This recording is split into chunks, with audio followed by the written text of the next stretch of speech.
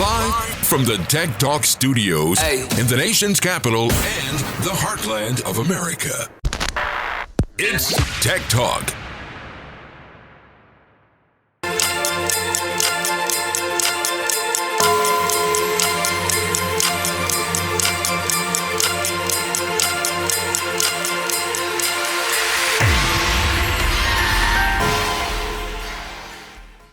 You know, it's time. It's time for TechTalk. I'm Brad Cost. I've got my co-host, Dr. Jay Greenstein, with us today. Jay, it's almost New Year's, man. How are you doing? I am doing great, my friend. I am looking forward to bringing in the new year. So I'm excited. How about you? Same thing. It may end up being a quiet evening, just Kendra and I, but we'll probably cook something special and spend the time together. And I may have to wake Kendra up to ring in and kiss her on New Year's, but that's okay. That's all right. That's okay, right? Like I like chilling on New Year's. I don't like to go out and we're amateur hour and with all the crazies, but I think chilling out sounds like a good plan. I think it does to me too. Hey, we've got a special guest to end our year up today, and I know it's somebody you've known for a long time. I've been reading about him today. He and I were just talking pre-recording here a little bit. So why don't you introduce Michael and let's get this session going. Yeah, I am super excited to introduce Michael Coates. We met each other actually working on the Future of Chiropractic Strategic Plan Task Force. And he's been great. He's added so much great insight to his industry, which we'll talk about in just a second, but he's an attorney by trade. So it's exciting to have someone who's Don't hold that against exciting me. to have someone who's not necessarily a chiropractor in healthcare with us, but I really thought he would be an excellent guest to close out the year for us because he does some really interesting work. He's evolving the practice of personal injury, specifically as it relates to how chiropractors get paid. So that in and of itself is a technology, in my opinion. And so I'm super excited to have you, Michael. Thanks so much for joining us today. I'm so happy to be here. And thanks to both of you guys for all that you're doing, just for the industry in general and just helping people and just having some fun. Sometimes we need a break from the droll. But when it's fun 100%. And so Michael, do me a favor. That's really great. Just, in case the audience hasn't heard of you and all the great work that you're doing on the Future of Chiropractic Strategic Plan Task Force, just give the audience some background about your experience and how you got involved in working with chiropractors, all that good stuff. Happy to, Jay. I mean, my background is as an attorney. I mean, I've been for decades. I've been around. I'm 62, so I've been around a long time. When I practiced, I started as a trial attorney, and I cut my teeth on personal injury defense and medical malpractice defense, and then got into the commercial business litigation side. So I was a trial guy, and then during the dot-com boom, I had an internet development company and back-end database company, but then also during the bust. So I got more into doing not only the law, but in consulting, and I love operational efficiencies like I know you love. And all that really came together one day about 10 years ago when a friend of mine, a chiropractor, Tim Noble in Anaheim Hills, and he asked me to help him with these 5 attorneys on lien matters that were trying to screw him on his bills. And to be honest, I had never dealt with liens from the defense side before. So I'm looking what this is. And I got him 100% paid on all 5. And what was really odd was 4 of the attorneys called me up. And when they said this, I had to think about this later. And they said, I've been doing this for 20 years, and I've never had an attorney represent a chiropractor. And I thought that's very odd. Either it's true, and no one had, or it's false, and they're just lying to me, which it could be either one. Well, I found out it was true. I mean, literally, there was nobody championing the chiropractor in particular in the personal injury space. And then when I researched it, I couldn't believe the abuse I found, the hiding of settlements, the taking of med pay, the lowball, just a lot of unethical practices. And so in the end, I decided to take this up as a cause to I found I could create a business out of it. And my most recent thing is to make this more on a national basis, because I really think you got to change personal injury. It's an area that it's a broken industry in many respects, certainly for the medical providers. And I think we got to disrupt ourselves to disrupt the industry, and we can do it better. So that's really what it's all about. And I love it. I'm so passionate, especially about, even though I represent and have helped all medical specialties. I particularly love the chiropractic space because to me, That's they really awesome. are the Brad, can you heroes of see why I PI. love this guy? He uses the word disrupt multiple times. He's a disruptor. I love it. Absolutely. You know, the tick against him being an attorney, we won't hold that against him at all. You know, No. some of my. Yeah, I'm a reformed attorney now. See, what I do here, it's got a legal background, but I don't do it as an attorney. You know, some of my best That's my friends are reformed attorney. I'll aspect, use yeah. that line. So, you know, and Michael, anybody that's trying to help in, especially chiropractic, but in the medical space, fight some of these battles that deal with reimbursement are very important in today's world. And I know chiros that their entire practice is PI. And so it can be serious for them if they don't have somebody fighting that battle or don't have a good way to collect. So I'm glad to learn there's somebody in that space. Well, it's nothing that they can't do themselves. The problem is they just haven't, you don't get trained and educated on this in chiropractic or medical school. I mean, I've guest lectured for business administration professors at the local chiropractic college, but it's not been the same. And certainly when you start out, I think you're viewed more as fresh meat by the PI attorneys when you're a young medical practitioner because you have no idea that what they're doing is wrong. And that's the problem. Somewhere they've got to get this training. And there are some great people out there that are really teaching you how on technique and I think in helping other ways, but they're not teaching you how to use the law to your advantage, how you can out-negotiate the attorneys. And it's not that difficult. You just have to learn, and it's kind of simple formulas you could apply, like I know J-Lo's formulas, you know, and you really can't. You know, I think it's super interesting, and I want you to share your model with the audience, Michael, because I know from my experience, and I've been doing this a long time, and I feel like we're very good clinically, operationally. We have an amazing team; they do a fantastic job, but we do have issues with certain attorneys, and it's pissing me off. Like it's like pissing me off. So if I'm me and I'm coming to you and I'm like, all right, Michael, I heard you on this podcast, bro. Like, what can you do for me? Tell the audience a little bit about how your model works. How do you help chiropractors get paid? Thank you. Well, first of all, obviously we've got an online portal called Personal Injury Made Easy. So PIMadeEasy.com, go to, and it's just got great resources from by far the most comprehensive lien agreement. And that really is like any business. Your contract is really the business foundation. And the stronger you have, the better leverage you've got at the time something goes south. But there's so many of the things you do. There's really three keys in PI. And it's proper preparation, fanatical transparency, and standing for what's right. So really, it's those three keys are applied to what I call across 6 business PI pillars. And those PI pillars, I mean, you're the one that turned me on to the book Traction, Jay. So I love that. Another time we'll have to talk about that more. But I love that book, and it's so insightful, I think, because so many providers are just bad business people. And by the way, so are the attorneys. They suck as well. And that's been the way since I was practicing as whether an associate up to a partner in a giant firm. I mean, they just were not good business people. They brought in regular business people to do it. And that happens here. So I'd say when you take that, and the formula that it comes down to is your processes times the payments you receive, times the prosperity you want, which is really about profits and growth. And those 6 business pillars are, first, it's about operations, right? It's about increasing your operational efficiency, which is what you're really good at, Jay. I have no doubt that you do things really well, but even you, I think if you apply certain things, I mean, the lien agreement's one, but there are other things that if you did, like at the patient's first visit, that would really help you in terms of at the other end when it's time to get paid. The second pillar is basically the patient, and it's optimizing the healthcare management of the patient. And while some are really great, some really suck at it. I mean, they even think that any provider they refer to out, like a pain management doctor, is going to poach their patient. You just can't do that because you always got to do what's 100%. Medically necessary and what's best for your patient. So, yeah, so that's kind of like the processes pillar, those 2 items. Or then the third and fourth would be the leveraging the law, which is kind of getting into medical legal. And you'd be surprised how great that the state bar rules against attorneys help you, the medical provider. But you don't even know what those are.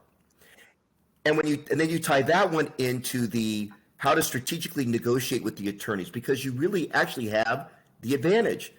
that providers don't realize they do. So that kind of is in that second part about payments, which are pillars 3 and 4. And then the last side is really about scaling, right? So part of that is about profits. So it's maximizing your business profits, as we always say. It's not how much you make, it's how much you keep in your pocket at the end of the day. And then it's about growth. And that's managing the relationships with your patients, with the attorneys, and then scaling up. So that's kind of that prosperity segment, which is the third, that's the fifth and sixth pillar. So when you apply the 3 keys of the 6 business pillars, you really can have a practice that is for sustained growth, that you're going to rock it in PI. Because, I mean, is there anything that pays you better than PI? Not even close. When you're doing it right. Not even close. I mean, by the way, I know, Brad, you also deal in reimbursement. So how bad is it out there in just the insurance side on getting paid?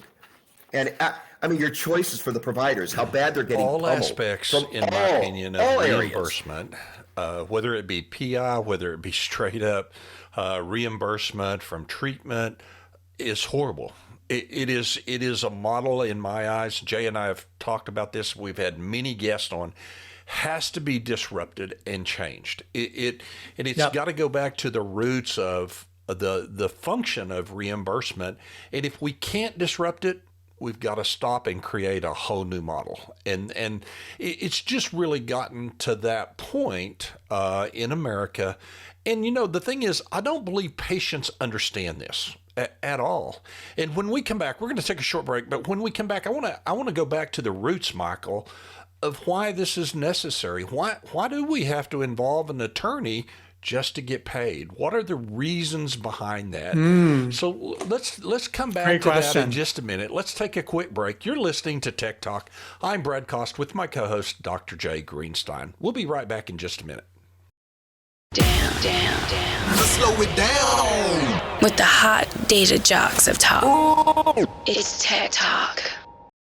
Hey everybody, this is Dr. Jay Greenstein. This is Jay Greenstein. With me today is Dr. Jay Greenstein. Dr. Jay Greenstein. The world around us, and healthcare specifically, is changing at an exponential pace. Chiropractic is perfectly positioned like we have never been right now today to be more successful and to be more impactful for the communities and patients that we serve. There are all sorts of evidence-based guidelines that support the use of non-pharmacological approaches. But what I want America to know is that health doesn't come from a pill. It's our responsibility as healthcare providers to educate the community about the evidence that exists. We really need to have a private practice app, something that will help us engage with our patients in ways that they've never experienced before. The intersection of technology and quality care is where the future of healthcare is at, and I'm really excited to bring that forward in the future.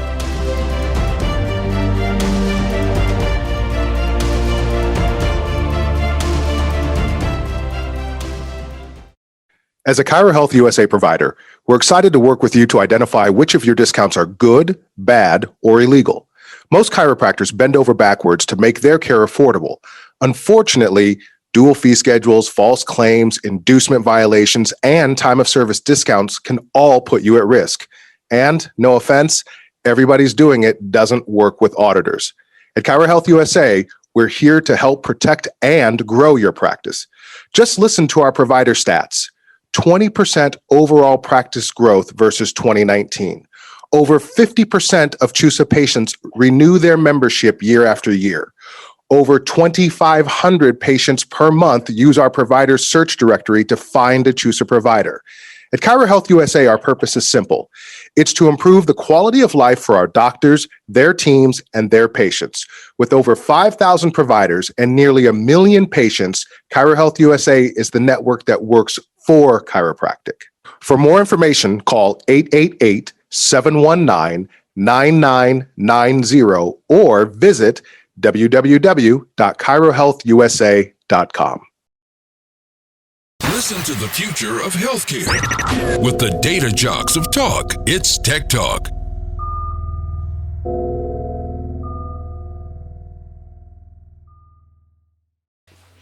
Well, welcome back. It's Tech Talk. We've got a great guest today, Mr. Michael Coates. Michael is an attorney, especially in the PI space, trying to help doctors. And today we're talking a lot about chiropractic, get reimbursed and to get the most that they can get. And so, Michael, we were talking as we exited a while ago a little bit about why do we need attorneys in this space? I know reimbursement is terrible and sucks across the board, but why is it that an attorney has to get involved? Is it just because it is an injury case and there are already attorneys involved in it? Is it because the doctors just don't understand it well enough to do it on their own? Can you help enlighten me? I am not a chiro. I'm just a business guy. Help me understand how come that happens? Well, really, you don't have to have an attorney involved now, but certainly I think because I was an attorney in this space, I'm able to tell you what you need to do so that you don't have to get one. And I think a lot of it revolved when I was first doing PI defense. That was back in the 80s. And in the 80s, there was a ton of money being paid out by the insurers. They weren't really into the algorithms as much and the data about attorneys, which they've gotten later. So they were paying out basically about 3 to 5 times the medical specials. Well, when you do that, they put this, it's not the law, but they had a formula of 1/3 for the attorney, 1/3 for the patient, and then 1/3 they split among the medical providers. So when I was representing the insured and paid by the insurance company, that was fine because there'd be a lot of money to really cover everybody's bill, the patient and the attorney. But that changed like in the 90s. And with algorithms and data that the insurers were capturing, they ratcheted down the payments they were issuing because they found out the same way that they could determine what your insurance rate should be for your gender, age, weight, whatever, or your car insurance, what you're driving, where you're at. They've used it on attorneys. They know who waits to the last minute to actually file a complaint, who doesn't go to trial. They'd rather run, who's horrible at it. So they utilize that data to really drive the settlements down. Some insurers are even worse than others. So that's where I think that they decided to keep the same formula, even though that they were doing so much less. And I think the fact is we trust everybody. Wouldn't your first inclination be if something came out of the attorney's mouth and you're a doctor? It depends on the attorney, like it depends on the person in general, right? It's not even just the attorney. It's like, who am I talking to? Regardless if it's an attorney, a plumber, a chiropractor, a data CEO, like who's in front of you, right? Well, I just can't believe how much I've seen lying. I see malpractice done by attorneys every single frickin' day. I mean, I see it. I catch them in it. And they're never going to admit it, but I've got them cold. And in the end, it's trying to get them to do what they should have done in the first place. So like when I started doing this 10 years ago, my tagline was, because it takes an attorney to deal with an attorney. And Brad, that went to your point, because I realized that's what it took. But it couldn't evolve as something to disrupt the country this way. I'm one person. I can only be so many places, right? So I really only help medical providers myself in California. I had to come up with something that could help everybody wherever they were at. So it came really with downloading my brains, how I came about, the formulas, the processes, the systems. And and that's why if you approach it in a way like a business person, like you should be, running a good business, knowing where the law, you don't have to be an expert attorney at this. You just have to know in general the laws in your favor, know where you can pull some things to cite, and then know when you've got to stand up and demand the transparency. How many attorneys don't tell you what the case settled for? How many won't tell you how much they're taking Happens in all the fees? time. Happens all the time. Pay you pennies on the dollar. And Michael, right. It's one of right. one of the things that you touched on, which is, what the insurance companies are paying out 3 to 5 times specials. And if you don't know what specials are, it's the total aggregation of all the medical bills. So they were paying that, early on. Maybe it was the Mercedes 80s, and then, managed care in the 90s, and insurance companies started to get smart, built algorithms. They have Colossus, which is that computer software program that basically has its own set of algorithms, which determines who are the good providers and who are the bad providers. And Michael, correct me if I'm wrong about this, because you probably know a lot more about Colossus than I do. But at the end of the day, my belief is that one of the reasons why it's so hard to get paid as a chiropractor today is because of all the fraud, waste, and abuse from those shithead chiropractors that would bill people for unnecessary services, that would bill people who never even showed up for a visit, and they would have a claim for that patient for that date. I mean, because I've done IMEs, I've done peer reviews. It's never been a huge part of my business, but I've done it on occasion, and I'm disgusted by what I see. And ultimately, it affects the good guys who are doing it right, taking good care of patients, and yet at the end of the day, we're getting fucked because of those bad apples. So would love for you to speak on Colossus a bit and how those bad apples also play a role in the good guys not getting paid what we deserve.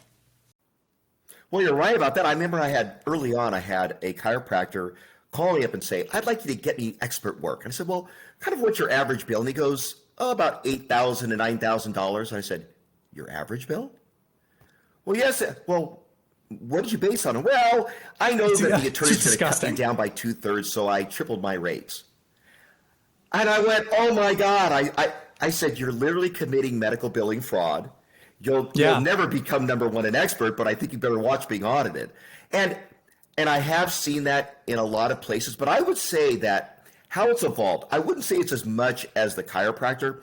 I think the problem in the PI space has been more the upper bucket. And I've represented them all, from pain management to surgeons to MRI companies.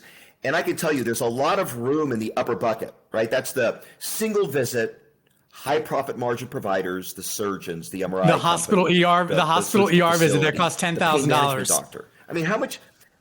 Oh God. Yeah. I mean, well, how much are they charging? It's crazy. And the problem is, and this comes, by the way, this ties in with why attorneys are such bad businessmen, because they try to approach this pro rata apportionment. So here's the pot for the medical providers. They want to take all the bills and basically assign it equally. But the problem is profit margins aren't the same. The profit margin, let's say an MRI company at $2,800 for a single MRI. How many patient visits would it take for you to reach $2,800? Okay, so imagine, but they want it, so they want to pay $1,500 to the MRI company, but and slash nearly half, but pay you half your bill. It's not the same effect, and that's part of the inequity and the problem. So that's part of the education you've got to put back to the attorneys that, believe it or not, they're just missing this. But even when you explain it to them, the problem is that here's the focal point of the issue. They settle non-policy limit cases where the patient has a choice without asking any provider for a reduction, yet that settlement to work is completely based on the providers reducing by a lot. That's where the biggest malpractice that's occurring, because they get their client, your patient, to sign off. The client just sees this net to client, this number that they say, okay, I can take this. They end the case. And now when you push back on the amount, the attorney's going to throw everything against you they can, make up shit against you. Now suddenly, for the first time you're hearing, you've treated too much, you've treated too long, because... Hey, Michael, before we get to Colossus, I just got a comment about the treatments and the pro rata division of funds. So we recently had a case with an attorney, and basically he said, there's a certain amount of money and we want you to cut your bill because we were cut. And we asked more questions and they said, well, the judge said, or the defense lawyer, I forgot what it was, but they said that everything after this date, let's say it's August 31st, was not medically reasonable and necessary. And we're like, yeah. And our services stopped on July 31st. So all of our services were considered medically reasonable and necessary. We should not have one penny of our bill cut. And he's like, you know what? You're right.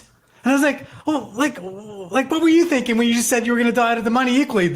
All those services after the patient was done in our facility should not be paid because it wasn't considered medically reasonable and necessary. So to your point, like if you fight back, if you educate if you know what you're doing clinically and you've got good documentation, you can educate the attorney, that can make a big difference for you. Well, this ties like earlier. I mean, think about it this way. Has an insurance adjuster ever seen a medical bill that they thought was proper? Right. No. Every bill is too high. Every treatment is too long. Colossus is their own cut bills, third-party software designed for one purpose, and that's to be used as a third-party reference to say your bill should be less. It's not an expert in court.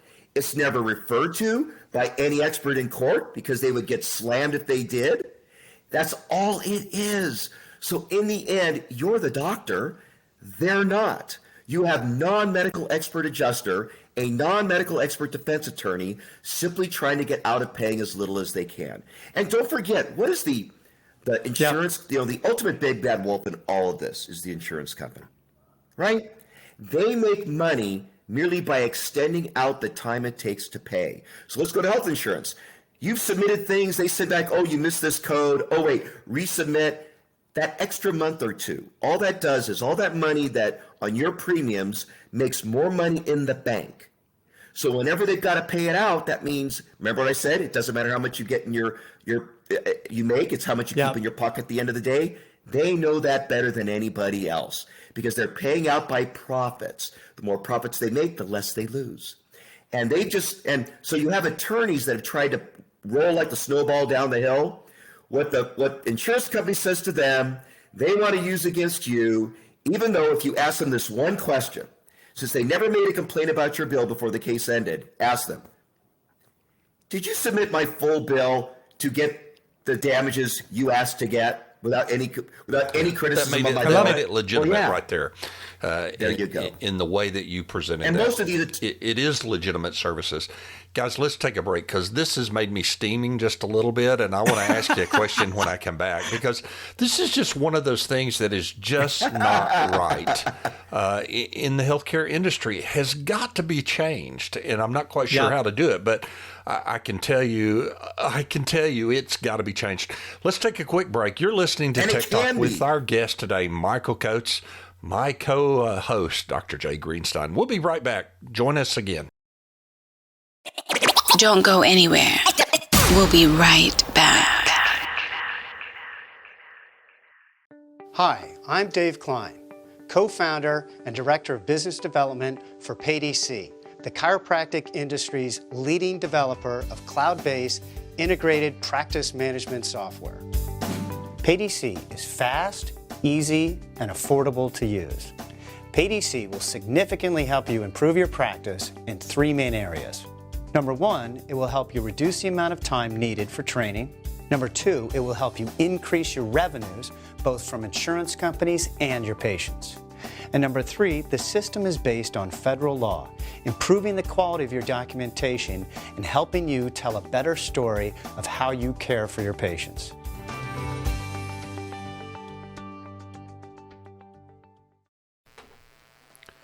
This episode is sponsored by InfinEDI. In the modern age of electronic data interchange, InfinEDI is committed to helping clinicians get paid fast so that they can spend less time tracking claims and more times with their patients. As a pro advocate for the healthcare industry, we create tools that make sense for electronic claims processing and business analytics.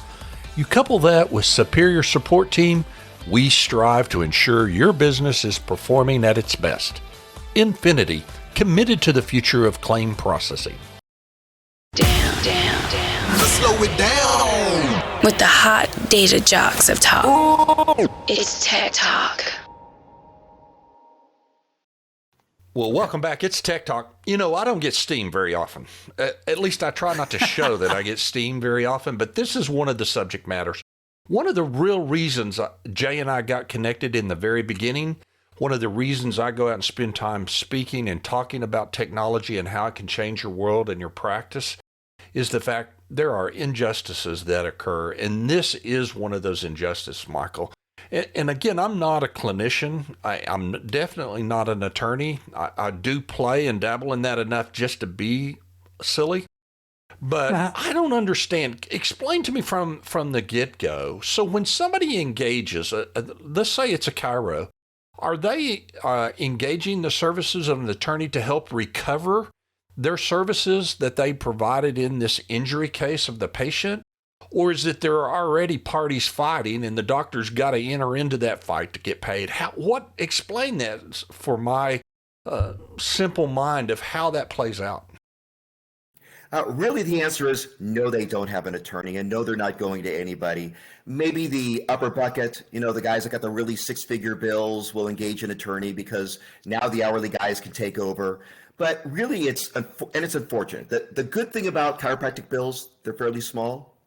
And the bad thing is they're fairly small. because you certainly couldn't get, no attorney's going to, you wouldn't pay an attorney an hourly rate. It would eat it all up within a day. So in the end, that's part of the leverage the attorneys feel they have over you as a chiropractor, is because you've got no place to go. But that's where you're right about, that's about technology. It's only because of technology that I could have a portal created where I could have and get this repository of things to teach, the tools that you need, the resources, the strategies, and then that supports even when I do my coaching, mentoring, and training across the country, is to help people. And it's because of technology that allows it to happen. And if you simply are access to knowledge, it's like data, right? Data is knowledge. If you've got access to the knowledge because you've got access to the data, you can make better business decisions. And that's all this is about. When a guy's trying to screw you on your bill, when you got access to the law that's applying, the right transparency, now you're going to make better due diligent business decisions and get paid either fully on your bill. I just love this. And Brad, I'm thinking about SnapHX. And for the audience that doesn't know about Brad's new technology company, SnapHX, we can actually visualize the patient journey. Imagine what it looks like when someone goes to a provider and you can see how that diagnosis improved or didn't improve, and how courts or attorneys could use that data to say, pay this provider, the chiropractor, they did a good job.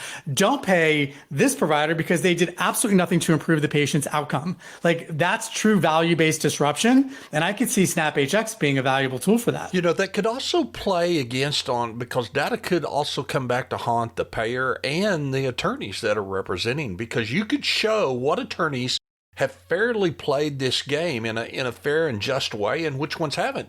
And you could probably find a correlation on payers and how they're held out on some of the exact same services and some of the exact same outcomes where they just mixed and matched payments on. It would be very interesting to look at that and see that. Michael, I know that all three of us here are advocates for the chiropractic space. Jay and I sit Jay sits on many boards, but Jay and I sit on a board with Chiro Congress where we're looking at the foundation for trying to find equities and new ways to use data. The Chiro Consortium board. So, Jay, why don't you speak a little bit about that? Bring us up to what Michael is helping at in some of those aspects. Yeah, so Michael and I sat on a work group together, which was super fun. And we were really talking about much of what we're talking about today, which was utilization and reimbursement and the challenges that providers face. Well, first of all, I just can't tell you how amazing it is to see the assemblage of everybody in the chiropractic industry, from the state associations to the national associations to the vendors to the people that have usually even been at odds, all come together. I always get this wrong. Is it unanimity without uniformity or uniformity without unanimity? I never get that right. But it means the same thing, and it's the most important thing, because we don't agree on everything. And Lord knows there are divisiveness and things, but the fact is, we all need to raise the respect level of chiropractic, because people don't appreciate or understand how incredibly valuable chiropractic is. And it's getting crapped on, not just by the insurance industry, by attorneys, by other medical peers, the MDs, the more dollars, crap on chiropractic. And they simply haven't been educated enough, because it's one non-interventional specialty. There's no needle. There's no surgery. There's no drugs. That literally deals with pain management and pain relief.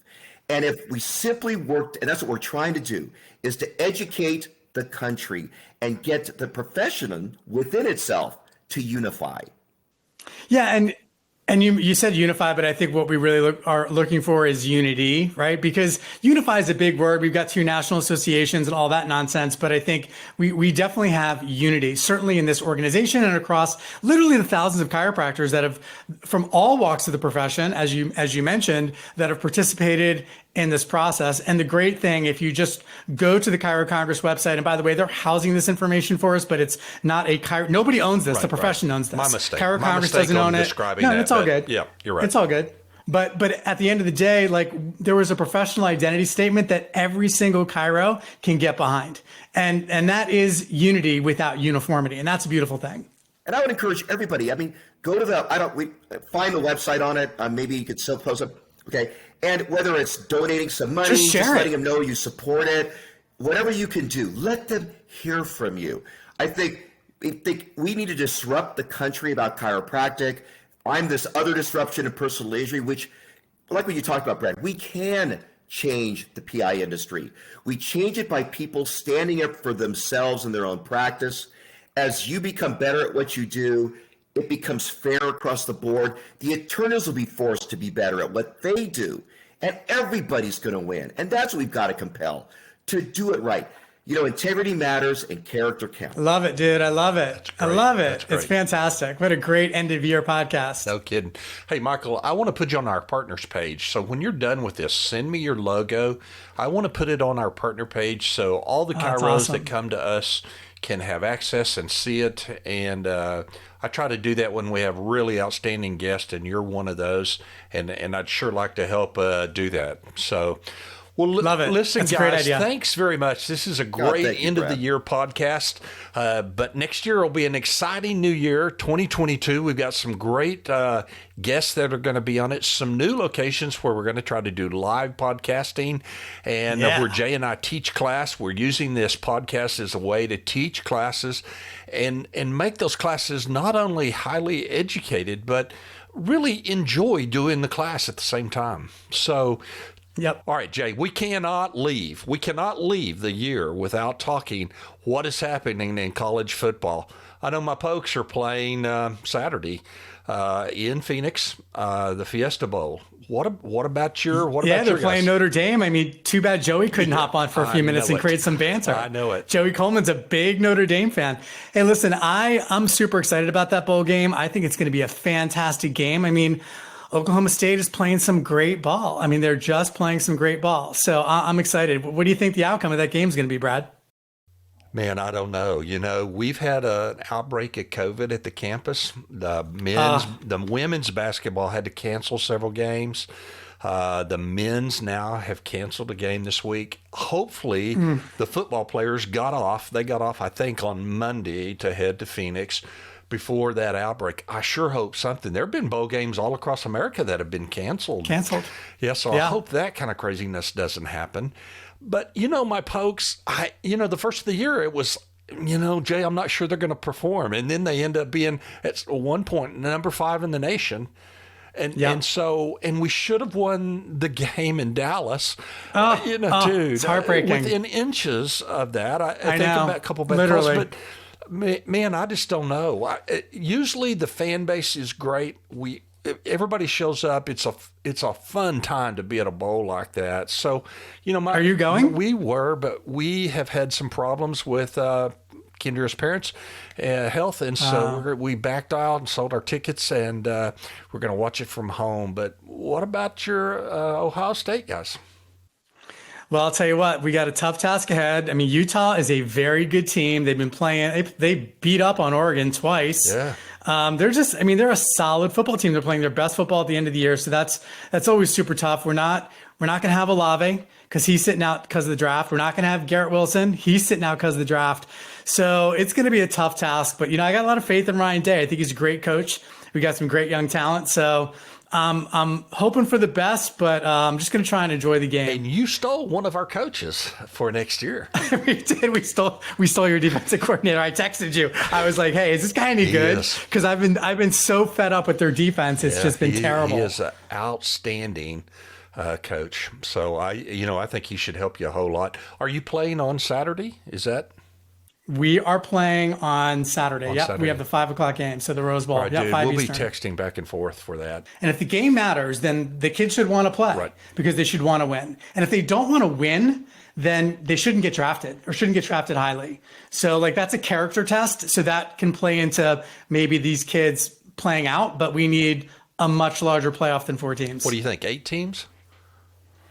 I think at least 8. Yeah. But the more college football, the better. That's So right. I'd be happy with 12 or 16. in the end, yeah, no kidding. Maybe not 68 teams, but March Madness in the end, it's January college Madness, football, right? and I prefer it much more than the NFL. That's for darn sure. Me I too. haven't even really watched any NFL this year. College football, Jay and I on Saturday, we're texting back and forth. about our teams and our guys and how it's playing, and it really makes the year a lot of fun. So listen, again, for all our listeners out there, thank you for following Tech Talk this year. Send us a chat, send us a text, send us a message on Facebook page. Let us know what you liked about the year, what you didn't like, and so that we can make suggestions for the futures. We really look forward to that. So, Michael, again, thank you for being with us. Jay, thanks for being my co-host this last year and for doing this with me. To all our listeners out there, have a great day. Thank you. Happy New Year. Yep. Happy New Year. See y'all.